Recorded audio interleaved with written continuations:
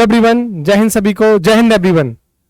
आज के इस प्यारे से सेशन के अंदर हम लोग स्टार्ट करने वाले हैं that is basic mathematics of physics. यानी जो मैथमेटिक्स, जनरल मैथमेटिक्स फिजिक्स के अंदर यूज होता है, बेसिक वो चीजें मैं आपको आज के सेशन के अंदर कराने वाला हूं। ये बहुत जरूरी सेशन है, बहुत इंपॉर्टेंट सेशन है। इसकी चर्चा हम लोग कर लेते हैं कि क्यों जरूरी है ये सेशन। तो पहली बात, जनरली आप लोग जानते हैं कि एनडीए के सेशन के लिए अगर हम एनडीए की बात करें तो एनडीए के अंदर कुछ स्टूडेंट्स ऐसे हैं बेटा जो कॉमर्स बैकग्राउंड से हैं। कुछ लोगों के पास कॉमर्स में मैथ्स होता है, कुछ लोगों के पास नहीं होता। तो जिनके पास मैथ्स होता है उनकी तो कोई दिक्कत नहीं है, बट कुछ लोग आर्ट्स वाले भी एनडीए के लिए अप्लाई करते हैं, राइट। कुछ लोग बायोलॉजी वाले बच्चे भी इसको अप्लाई करते हैं, राइट। और इन लोगों के लिए जो मैथ में, जैसे आपका कैलकुलस से डिफरेंशिएशन हुआ, डिफरेंशिएशन जिसको हिंदी में बेटा अवकलन कहते हैं, ठीक है, या इंटीग्रेशन यूज हुआ, समाकलन जिसे आप कहते हो इंटीग्रेशन, या ट्रिगोनमेट्री यूज हुआ, जैसे एंगल्स की वैल्यू फाइंड आउट करना, ठीक है। तो ट्रिगोनमेट्री जर्नल जो आपकी यूज होती है, क्वाड्रेटिक इक्वेशन यानी आपको दो इक्वेशंस दे दी और उनके वेरिएबल्स की वैल्यू फाइंड आउट करना, एक्स एंड वाई की वैल्यू फाइंड आउट करना, ये सारी चीजें आपको जरूरी होता है सीखने के लिए। अगर आपको ये चीजें नहीं आती, जैसे आर्ट्स बायोलॉजी इन सब की बात करूं मैं, तो आपको पहले ये सारी चीजें सीखनी होंगी और उसके बाद फिजिक्स को स्टार्ट करना होगा। क्योंकि फिजिक्स के अंदर जहां न्यूमेरिकल्स आएगा, अगर मैं पहले चैप्टर से बात करूं मोशन इन स्ट्रेट लाइन से सरल रेखा में गति, तो उन न्यूमेरिकल्स के अंदर डिफरेंशिएशन और इंटीग्रेशन का यूज होगा। आपको लॉगरिथम आना चाहिए, हल्का फुल्का लॉग आना चाहिए, लॉगरिथम, ये सारी चीजें बेटा हम कवर करने वाले हैं। इसलिए सभी के लिए नेसेसरी है। जिन लोगों के लिए मैथमेटिक्स, बेसिक मैथमेटिक्स नहीं आता, या फिर जो बहुत कमजोर हैं और उनको भी ये चीजें सीखनी है, तो सभी के लिए बेटा ये बहुत ज्यादा नेसेसरी है, ठीक है। तो आज के सेशन के अंदर हम लोग जो स्टार्ट करने वाले हैं वो आपका होने वाला है डिफरेंशिएशन, और इसी के अंदर आप लॉग को भी पढ़ोगे। फंक्शन में सिखाऊंगा आपको, लॉग को हम सीखेंगे इसी के अंदर। इसके बाद इंटीग्रेशन, ट्रिगो, ये सारी चीजें हम पढ़ेंगे, ठीक है। तो आज के सेशन के अंदर हम लोग डिफरेंशिएशन को कवर करेंगे, वो मैथमेटिक्स जो आपकी फिजिक्स को सीखने के लिए नेसेसरी है, उतना ही चीजें हम लोग कवर करेंगे, ठीक। चलो स्टार्ट करते हैं। सबसे पहले डिफरेंशिएशन, डिफरेंशिएशन हिंदी में बेटा इसको बोलते हैं दैट इज अवकलन, अवकलन, ठीक। चलो देखो, डिफरेंशिएशन का बेटा जो सिंबल होता है, जिसका सिंबल होता है वो होता है dy अपॉन dx, जिसको हम dy ओवर dx भी कह देते हैं। तो बेटा ये जो सिंबल है dy अपॉन dx, ये किसका है? डिफरेंशिएशन का है। दूसरी बात, ये आपको जो y दिखाई दे रहा है और जो x दिखाई दे रहा है, बेटा ये क्या कहलाता है? वेरिएबल्स, जिसको हिंदी में चर कहते हैं। तो here x and y are variables. Variable बेटा हिंदी में बोलते हैं इसको चर। तो बेटा x और y यहां पे क्या है? वेरिएबल्स। अब वेरिएबल्स क्या है बेटा? वेरिएबल्स वो होते हैं जो फंक्शन से रिलेट करते हैं, यानी which related to the function. Function को बेटा हिंदी में क्या कहते हैं? फलन कहते हैं, फलन, ठीक है। तो वेरिएबल्स क्या होते हैं? जो फंक्शन से रिलेट करते हैं उनको वेरिएबल्स कहते हैं। कैसे? जरा देखो, सबसे पहला पॉइंट, मान के चलो मैंने आपके सामने लिखा y बराबर एफ एक्स, ये लिखा, तो आप समझिए कि यहां पर जो f है बेटा, ये क्या कहलाएगा? फंक्शन कहलाएगा। क्या कहलाएगा? फंक्शन। इसी f को क्या बोलेंगे? फंक्शन। और हिंदी में से क्या बोलते हैं? फलन। और x और y क्या है? वेरिएबल्स हैं, चर हैं। आप एक बार सोचिए, अगर मैंने x की वैल्यू मान के रखी 2, फिर रखी मैंने 3 या फिर रखी मैंने 4, जैसे जैसे मैं x की वैल्यू चेंज करूंगा वैसे वैसे इस y की वैल्यू भी क्या होगी, चेंज होगी। मतलब ये हुआ कि y किस पर डिपेंड है, x पर डिपेंड है। किस पर डिपेंड है, x पर डिपेंड है। इसका मतलब इसको मैं क्या कह सकता हूं, डिपेंडेंट वेरिएबल। क्या कह सकता हूं, डिपेंडेंट वेरिएबल, ठीक है, निर्भर चर। और आपके पास जो x है ये तो बेटा किसी पर भी डिपेंड नहीं करता, किसी पर डिपेंड नहीं कर रहा, तो इसे बोलेंगे हम इंडिपेंडेंट वेरिएबल। इंडिपेंडेंट वेरिएबल, अस्वतंत्र चर, ठीक है, किसी पर भी डिपेंड नहीं करता। पहले चीज तो ये।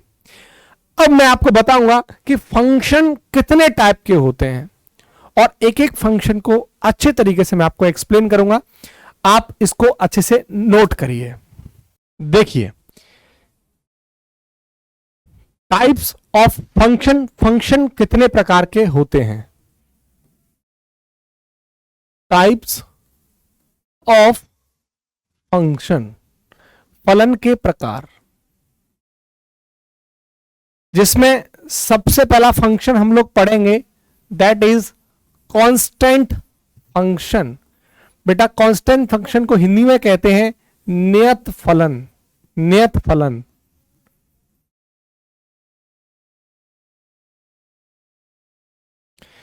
इसके बाद that is polynomial function. Polynomial function.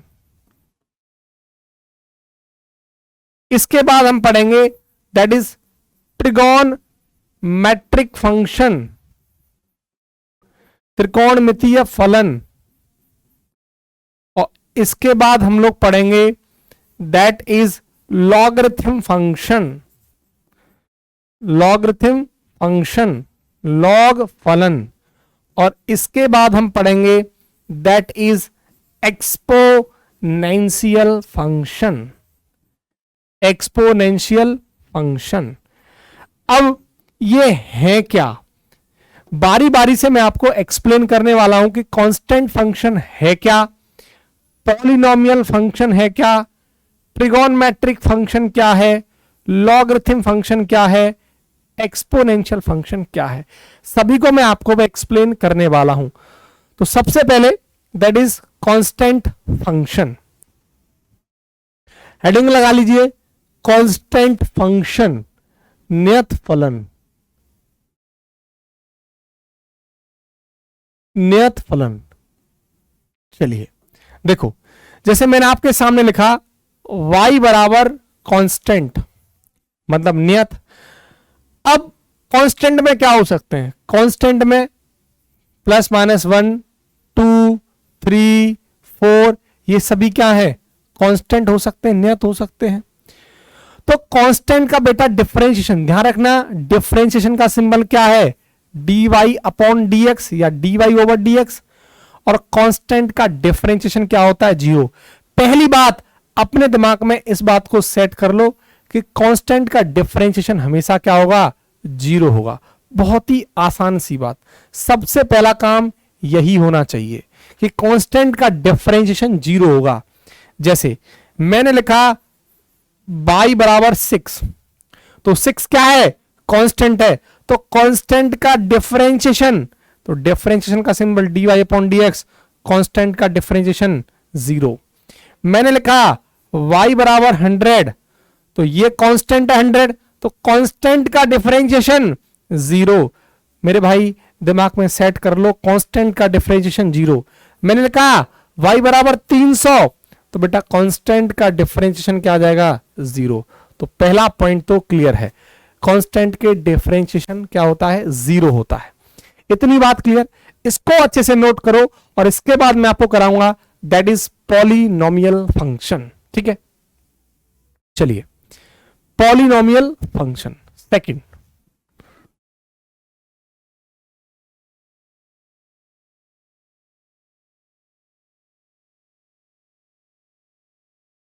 देखिए पॉलिनोमियल फंक्शन क्या है। जैसे मान के चलो मैंने आपके सामने लिख दिया y बराबर 4x स्क्वायर, 3x प्लस 3। अब इसका डिफरेंशिएशन तुमसे निकलवा लेगा। तो पहले सारे के सारे कंसेप्ट को फील करेंगे और फिर इस तरीके की डिफरेंशिएशन को हम लोग सीखने वाले हैं। ठीक, जैसे सबसे पहला पॉइंट मैंने आपके सामने लिखा y बराबर x to the power n। और बेटा n क्या है, यहां पर एक नंबर है। क्या है? नंबर, जो प्लस माइनस 1 हो सकता है, प्लस माइनस 2 हो सकता है, प्लस माइनस 3 हो सकता है, प्लस माइनस 4 हो सकता है, कुछ भी है ना। तो ये नंबर है। अगर आपसे बोले कि बताइए इसका डिफरेंशिएशन क्या होगा, x की पावर n का डिफरेंशिएशन क्या होगा, तो बेटा डिफरेंशिएशन का सिंबल क्या है? dy upon dx। तो इसका जो डिफरेंशिएशन होगा बेटा वो होगा n x n माइनस 1। ये बेटा जर्नल फॉर्मूला है x to the power n का डिफरेंशिएशन का। ये जर्नल फॉर्मूला है, ठीक है। जनरली ये बहुत कॉमन है, यूज होगा, बहुत कॉमन, सब जगह ये यूज होगा। जैसे आपसे वो अगेन क्वेश्चन दे रहा है, एक एग्जांपल इसके थ्रू समझने की कोशिश करते हैं। पहला एग्जांपल उसने दिया कि y बराबर x स्क्वायर, बोल रहा है कि x स्क्वायर का डिफरेंशिएशन क्या होगा। तो बेटा डिफरेंशिएशन का फॉर्मूला क्या हो जाएगा, सिंबल क्या हो जाएगा, dy अपॉन dx। ये x स्क्वायर दे रखा है, तो बेटा यहां पर 2 क्या है, ये n है। क्या है? n। तो कौन सा फॉर्मेट बन गया, x की पावर n फॉर्मेट बन गया। तो इसका फॉर्मूला क्या जाएगा, n x n माइनस 1। तो क्या बन जाएगा, 2x की पावर 1, यानी से क्या लिख सकता हूं मैं, 2x। ये आपका आंसर आ जाएगा। ठीक, जैसे दूसरा एग्जांपल और, अब मैंने दूसरा एग्जांपल और मैंने बोला कि y बराबर x की पावर 5, बोल रहा है कि x की पावर 5 का डिफरेंशिएशन करिए। तो डिफरेंशिएशन का सिंबल क्या होगा, dy ओवर dx। अब देखो 5 ये क्या है, ये 5 नंबर है, x की पावर n बन गया, और x की पावर n का जर्नल फॉर्मूला क्या होगा, n x n माइनस 1। तो क्या बन जाएगा, n x n माइनस 1। 5 में से 1 गया तो कितना आ गया, 4। ये मेरे भाई क्या बन जाएगा, उत्तर आ जाएगा, आंसर आ जाएगा। ये y बराबर x की पावर 5। ठीक है, इतना अच्छे से नोट करिए।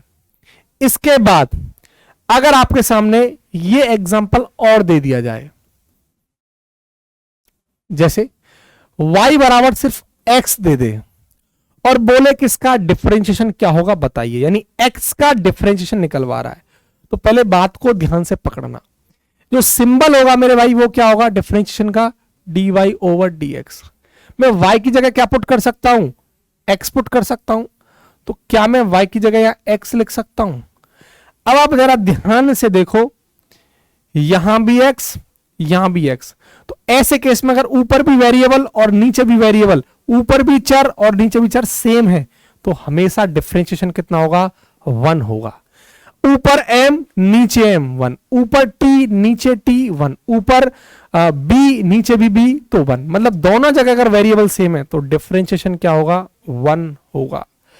अब इस बात को हम दूसरे तरीके से भी समझ लेते हैं, जरा ध्यान से समझना। हमसे बोल रहा है कि y बराबर x का डिफरेंशिएशन निकालो, यही तो बोल रहा है। क्या मेरे भाई, क्या मैं ऐसा लिख सकता हूं जिसका कोई नहीं, सबका मालिक एक, तो जरा मैं x की पावर 1 लिख सकता हूं, बात तो एक ही है।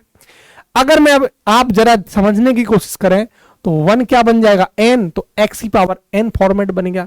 तो अगर इसका आप डिफरेंशिएशन निकालेंगे तो dy अपॉन dx, तो n x n माइनस 1, तो क्या बन जाएगा 1 x की पावर 0, और जिसकी पावर 0 वो क्या बन जाता है 1, तो 1 इंटू 1 क्या बन जाएगा 1। ये आपका आंसर आ गया। मतलब कोई दिक्कत, चीजें क्लियर है। तो आप यहीं से देख के समझ सकते हैं कि अगर ऊपर भी वेरिएबल और नीचे भी सेम है तो इसका मतलब उसका डिफरेंशिएशन हमेशा सेम आएगा। ठीक है, कुछ और एग्जांपल्स की तरफ मूव करते हैं। जैसे मैंने लिखा हुआ आपके सामने कि y बराबर 1 अपॉन x, यानी 1 अपॉन x का डिफरेंशिएशन बताइए। तो क्या मैं 1 अपॉन x को x इनवर्स लिख सकता हूं, और आपके सामने ये -1 क्या बन के आ गया, n बन के आ गया, तो x to the power n बन गया। तो अब डिफरेंशिएशन का सिंबल क्या बन जाएगा, dy/dx।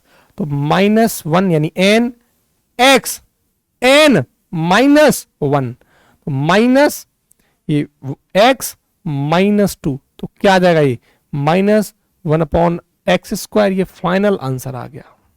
ठीक है, बहुत ही प्यार से ठहराव से चीजों को समझने की जरूरत है।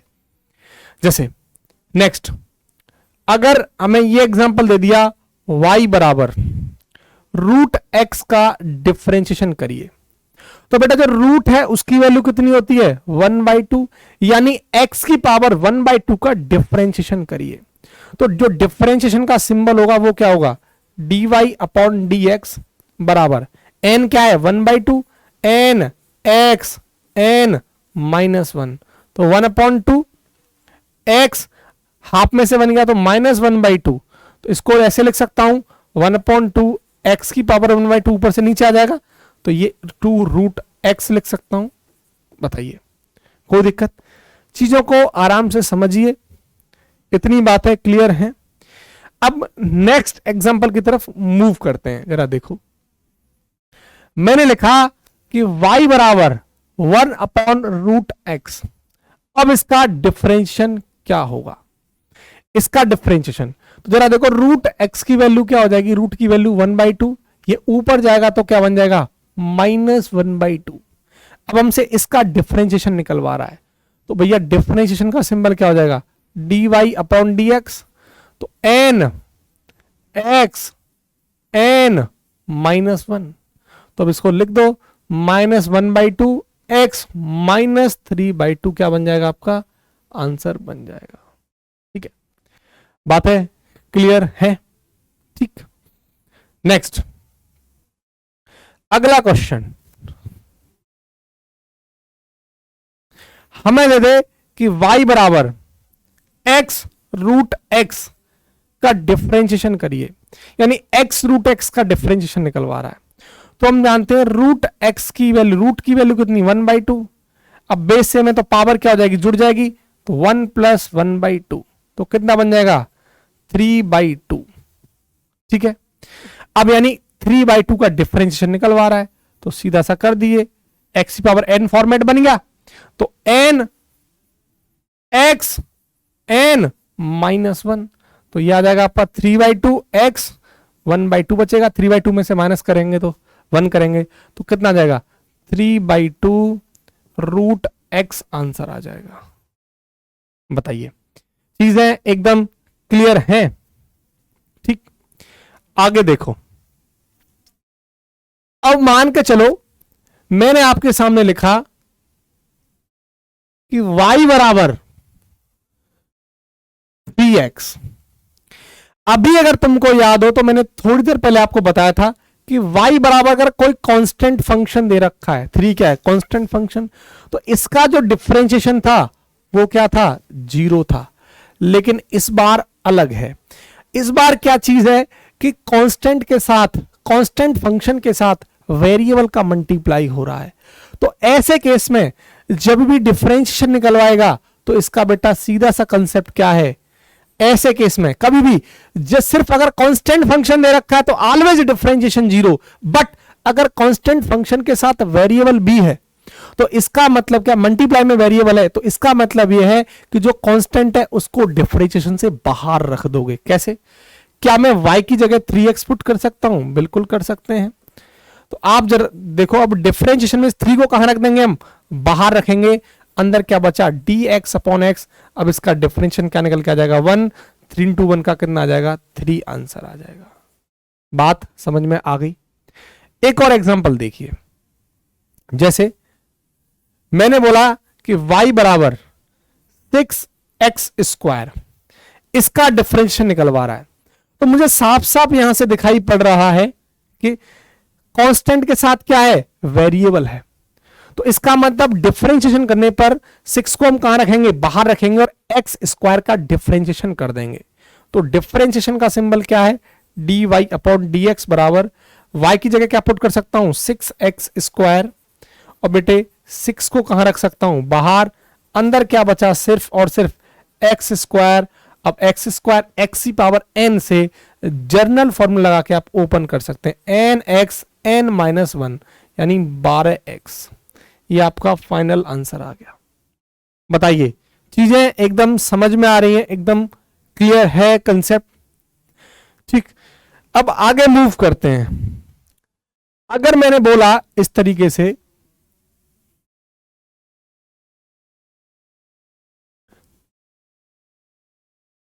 अगर मैंने बोला आपसे कि y बराबर 2x प्लस 3, इसका डिफरेंशिएशन करिए, तो आप क्या करेंगे साहब? डिफरेंशिएशन का सिंबल dy ओवर dx। ठीक, अब वही चीज 2, तो डिफरेंशिएशन से कहां रख लेंगे? इसे बाहर, x का क्या हो जाएगा 1, सिर्फ और सिर्फ कांस्टेंट है तो क्या बन जाएगा 0, तो क्या आ जाएगा 2 आंसर आ जाएगा। बात समझ में आ रही है?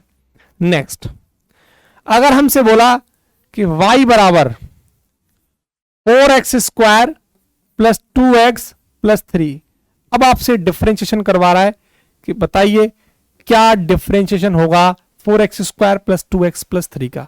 तो डिफरेंशिएशन का सिंबल dy ओवर dx बराबर, अब देखो, अब किसका? 4x स्क्वायर का, तो 4 तो बेटा क्या है, कांस्टेंट को बाहर रखोगे, अंदर x स्क्वायर बचा, x स्क्वायर का क्या बन जाएगा? x की पावर n से खोल दो तो क्या आ जाएगा 2x प्लस, देखो फिर कांस्टेंट के साथ वेरिएबल तो 2 आ जाएगा, x का 1 हो जाएगा, प्लस कांस्टेंट का 0, तो ये क्या बन जाएगा 8x प्लस 2।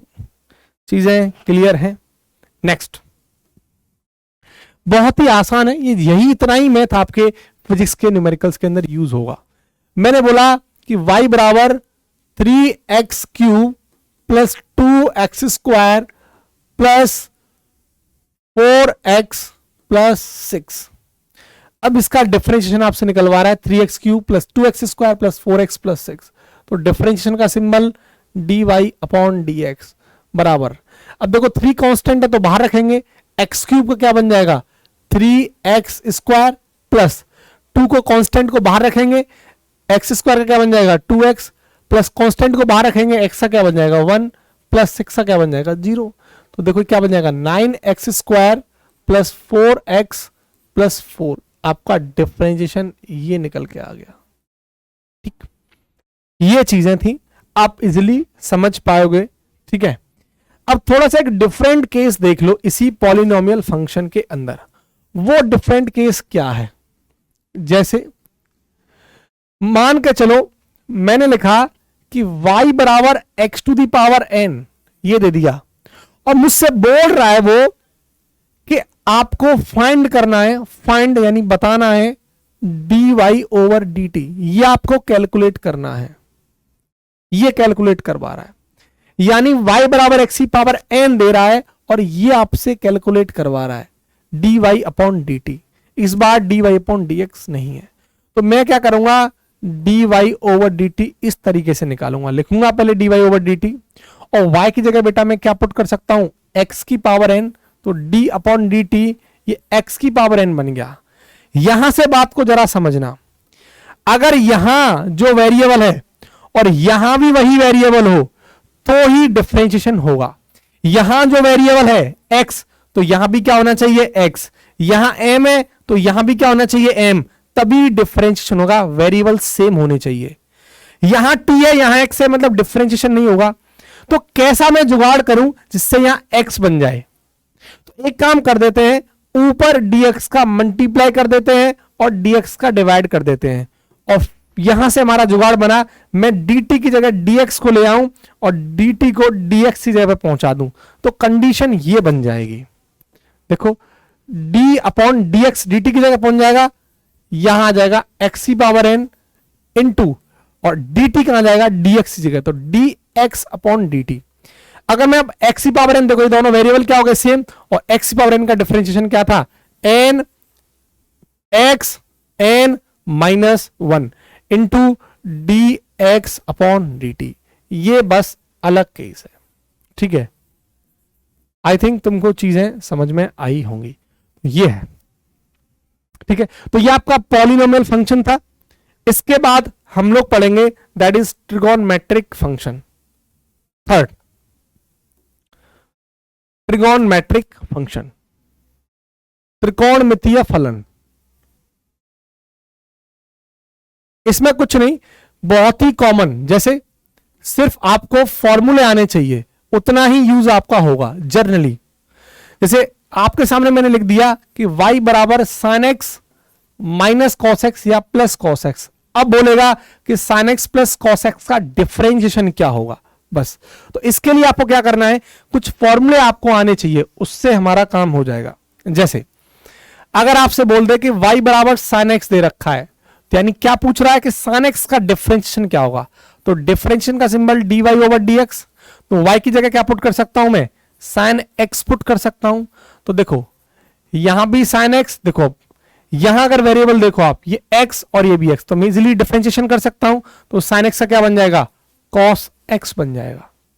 अब ऐसे ही अब आपसे बोले कि cos x का डिफरेंशिएशन क्या होगा, तो जो cos x का डिफरेंशिएशन होगा माइनस के साइन x। इसके बाद थर्ड tan x का डिफरेंशिएशन क्या होता है, वो होगा sec स्क्वायर x। ये बस फॉर्मूले हैं जो कि आपको पता होने चाहिए। इसके बाद नेक्स्ट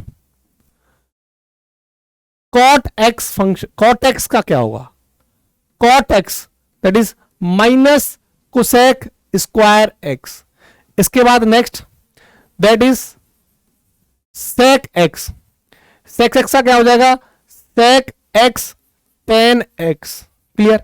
इसके बाद नेक्स्ट कोसेक x का डिफरेंशिएशन क्या होगा, तो कोसेक x का होगा बेटा minus cosec x into cot x।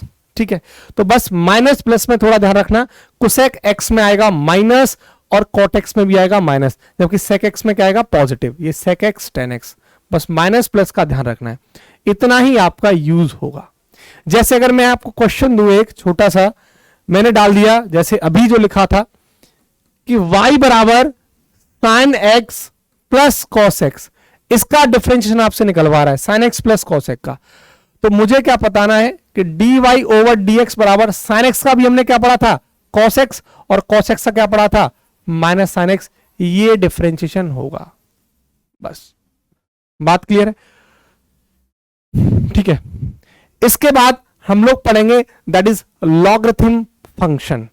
ठीक, चलिए नेक्स्ट लॉगरिथम फंक्शन, फोर्थ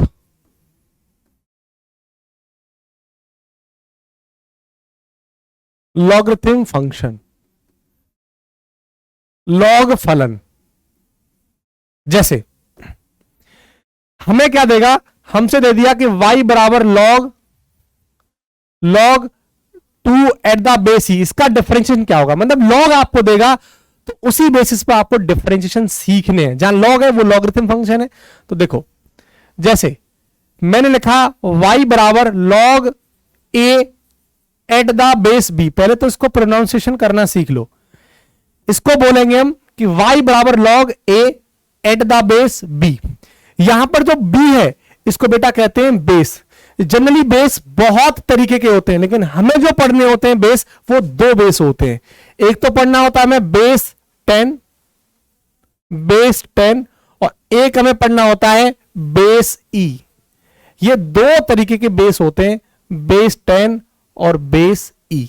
ठीक, तो y बराबर log a eight the base b, again y बराबर log a eight the base b।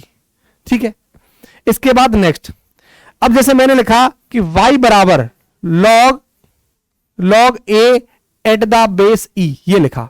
तो देखो जो log at the base e है बेटा, इसे बोलते हैं नेचुरल लॉग। क्या बोलते हैं इसको, नेचुरल लॉग। नेचुरल लॉग, और नेचुरल लॉग को हम डिनोट करते हैं ln से, मतलब मैं इसको ऐसे लिख सकता हूं lna।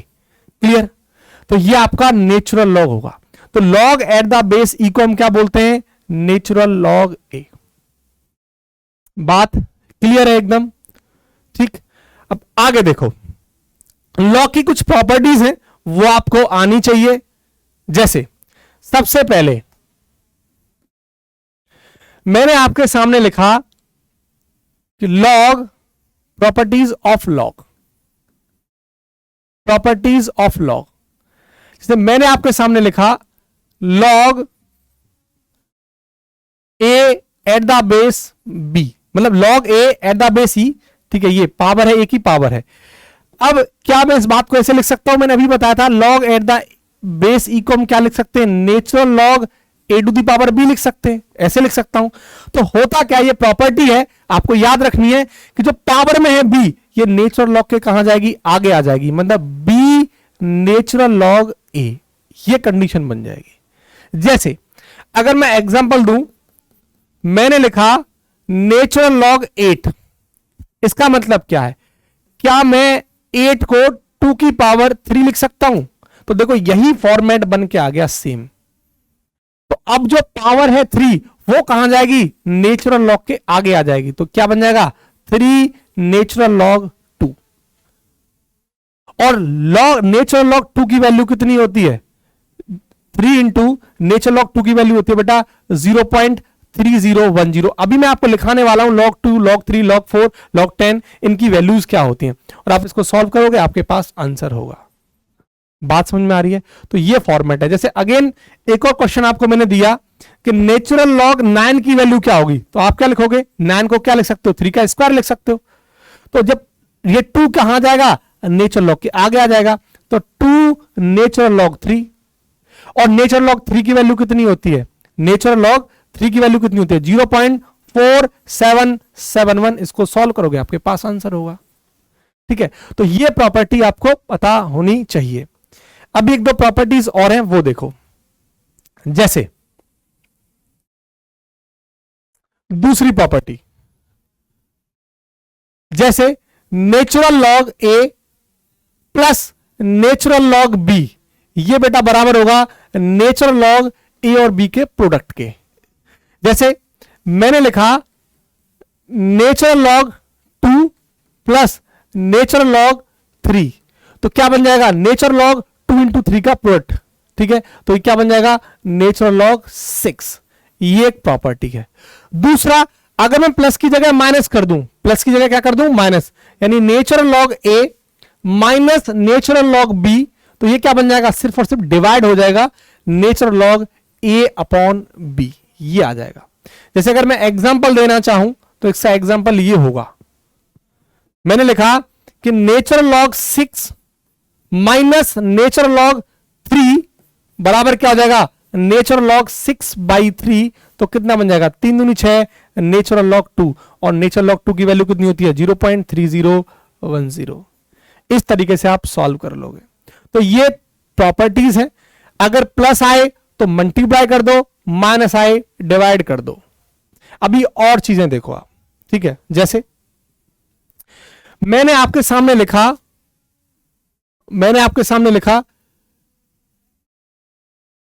नेचर, कुछ वैल्यूज है वो आपको पता होनी चाहिए जनरली, है ना, कुछ वैल्यूज आपको पता होनी चाहिए।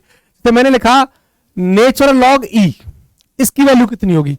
अभी मैंने आपको बताया था कि नेचुरल log को क्या लिख सकते हैं, log at the base e, और ये e, ठीक है, इसको ऐसे लिखा जा सकता है। तो इसकी जो वैल्यू होगी बेटा वो कितनी होती है, 1 होती है। क्या बात क्लियर है? तो इसकी वैल्यू कितनी होती है, 1। पहला पॉइंट इतना क्लियर है। नेक्स्ट, नेचुरल log 1 की वैल्यू कितनी होती है, तो बेटा नेचुरल log 1 की वैल्यू कितनी होगी, 0।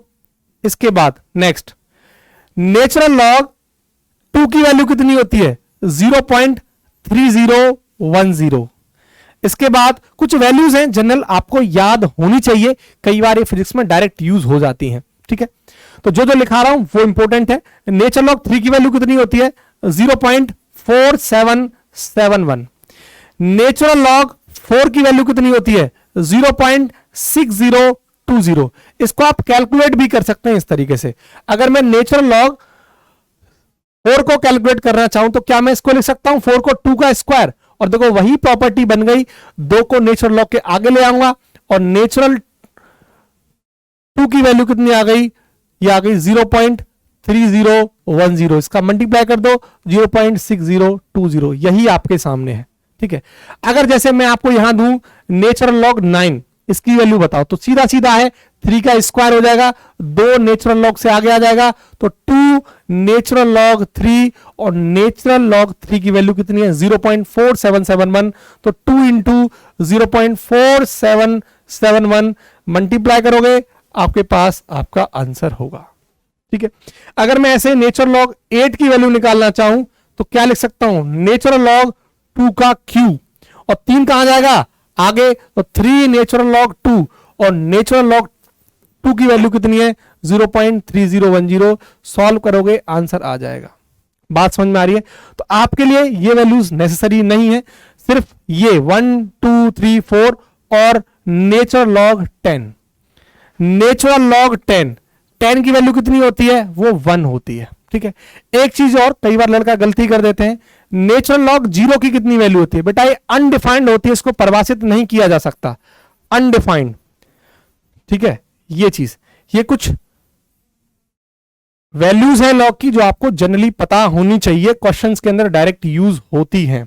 ठीक है, तो नेचुरल लॉग ई की वैल्यू 1, नेचुरल लॉग 1 की वैल्यू 0, नेचुरल लॉग 2 की वैल्यू 0.3010, 3 की वैल्यू 0.4771, नेचुरल लॉग 4 0.6020, 10 की 1, और नेचुरल लॉग 0 बराबर अनडिफाइंड, इसको परिभाषित नहीं किया जा सकता। तो ये आपका लॉग था जो जनरली आपके एग्जाम में यूज होता है, फिजिक्स के अंदर यूज होता है, राइट।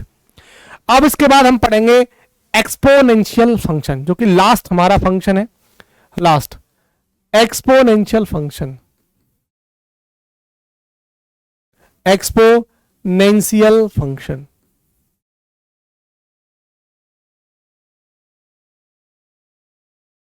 देखो एक्सपोनेंशियल फंक्शन के अंदर देख लो, एक्सपोनेंशियल फंक्शन के अंदर जैसे बेटा जो एक्सपोनेंशियल फंक्शन होता है e की पावर x, इसे कहते हैं हम एक्सपोनेंशियल फंक्शन। e की पावर x इसे कहा जाता है एक्सपोनेंशियल फंक्शन।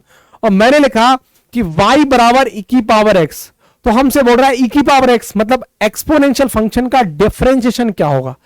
तो बेटा डिफरेंशिएशन का सिंबल dy ओवर dx, तो e की पावर x का डिफरेंशिएशन आप कितनी भी बार कर लेना, इसका डिफरेंशिएशन कितना आएगा, e की पावर x ही आएगा। इतना बेशरम है, अगेन इसका डिफरेंशिएशन करोगे तो भी e की पावर x आएगा, अगेन करोगे तो भी e की पावर x आएगा, मतलब e की पावर x का डिफरेंशिएशन आपका e की पावर x ही आएगा। ये था आपका एक्सपोनेंशियल फंक्शन, बस इतना ही। एक चीज और लॉग के अंदर मैं तुम्हें बता दूं, यहां एक और चीज देख लो, एक प्रॉपर्टी है वो ये, जैसे मैंने लिखा log a बराबर b, ये प्रॉपर्टी है log a बराबर b, तो बेटा हम इसको लिख सकते हैं a बराबर e की पावर b, ये प्रॉपर्टी है, ये भी आपकी यूज होती है। तो अगर log a बराबर b है तो इसको मैं लिख सकता हूं a बराबर e की पावर b। जैसे मुझे लिखना है एग्जांपल के तौर पर कि log 3 बराबर 6 ऐसे लिख दिया, तो क्या मैं लिख सकता हूं 3 बराबर e की पावर b, और b में क्या है 6, मैं इसको इस तरीके से लिख सकता हूं। तो ये प्रॉपर्टीज थी आपकी लॉग की, ये एक्सपोनेंशियल फंक्शन था। तो मैंने आपको कंप्लीट इस वीडियो के अंदर पांचों फंक्शन जो डिफरेंशिएशन के अंदर यूज होते हैं, constant function, polynomial function, trigonometric function, exponential function और लॉगरिथम फंक्शन, ठीक है, लॉगरिथम फंक्शन, ये सारी चीजें आपको कवर कराई हैं। ठीक है, ये इसके बाद हम लोग इंटीग्रेशन पर मूव करेंगे, फिर इसके बाद हम ट्रिगो पर मूव करेंगे, इसके बाद क्वाड्रेटिक इक्वेशंस यानी वेरिएबल कैलकुलेट करना आपको सिखाऊंगा, इसके बाद हम बाइनोमियल थ्योरम पर मूव करेंगे। ये यूज होती है जनरली आपके फिजिक्स के अंदर, ठीक है, कुछ न्यूमेरिकल्स के अंदर। ठीक है, तो जितना हो सके वीडियो को जरूर शेयर करना। अब आपसे मिलता हूं मैं नेक्स्ट वीडियो के अंदर। जय हिंद।